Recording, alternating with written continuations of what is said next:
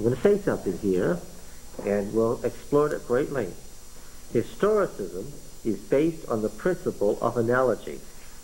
Every time you get an historicist, no, that's not right, a historicist interpretation of the Bible, every time you get a historicist interpretation of the Bible, you are doing an analogy from the original event. That's what historicism is. It's not just the New Testament's interpretation of the Old.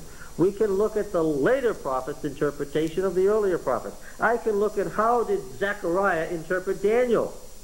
How did Malachi interpret Daniel? How did Daniel interpret Jeremiah? How did Jeremiah interpret Isaiah? How did Isaiah interpret the messianic prophecies of the Davidic monarchy? Okay. Now I can look at prophets interpreting prophets. And I can look at Bible editors interpreting prophets. I know Amos was talking about the northern kingdom and the northern kingdom only. I know that when he left Tekoa and made his way to Bethel and Jezreel and Samaria, he was denouncing the northern kingdom and saying it had come to its end. But when they put the book together, to whom did they apply it? By analogy.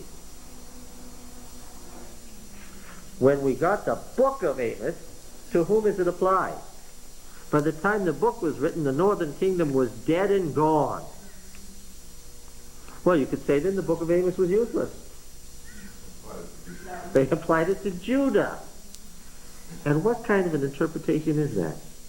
That's an analogy.